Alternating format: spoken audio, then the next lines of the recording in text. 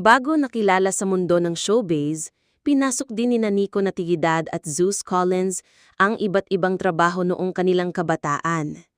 Binalikan ni Nico at Zeus ang mga hirap at sakripisyo na kanilang pinagdaanan sa panayam sa kanila ng Fast Talk with Boy Abunda kamakailan.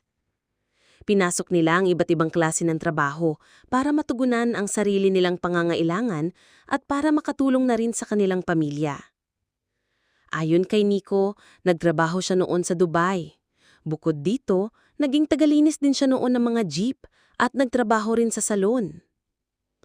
Plansya, blower, ayon. Kasi assistante. Muntik na akong turuan maggupit talaga kasi nga nakapag-abroad.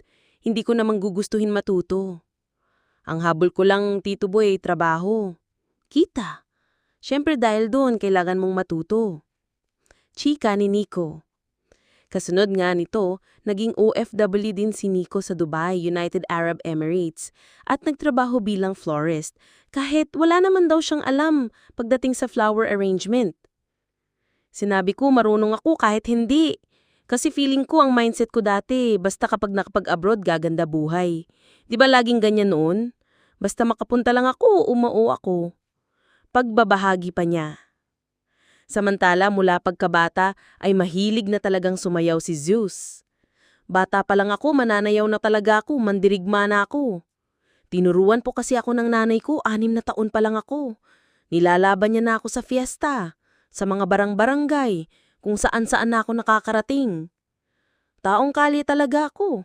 As in sa street talaga ako natutong sumayaw. Yung mga kasama ko sa Pasay. Pagbabalik tanaw ni Zeus. Laging araw siyang napapagalitan ng kanyang tatay noong 9 or 10 years old pa lamang siya dahil late na siyang nakakauwi sa bahay dahil sa pagsasayaw sa kalsada. Sa sobrang hirap ng buhay namin noon sa Pasay, 15 nagtrabaho na ako. Tumigil ako ng pag-aaral para makatulong na ako sa magulang ko. Yun, dire-diretso na po, wala na po akong alam ng ibang trabaho. Pagbabahagi ni Zeus. Inamin din niya na may mga offers siya noon na magsayaw sa gay bar. Siyempre siguro dahil matangkad ako or kahit papaano may katawan ako ng konti, na-offer na po sa akin yan. Hindi ko naman po inaano yung gumagawa ng mga ganun. Ako naman parang sabi ko sa sarili ko, hala, hindi ko kaya yan.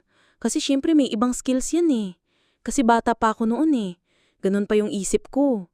Pahayag ni Zeus. Dagdag na yung paliwanag. Marunong naman akong sumayaw. Magaling naman akong sumayaw. Siguro dito na lang ako. Hindi ko pa forte na pumasok pa dyan.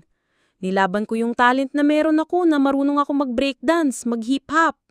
Sabi pa ni Zeus na napapanood ngayon sa Stars on the Floor ng GMA tuwing Sabado hosted by Alden Richards.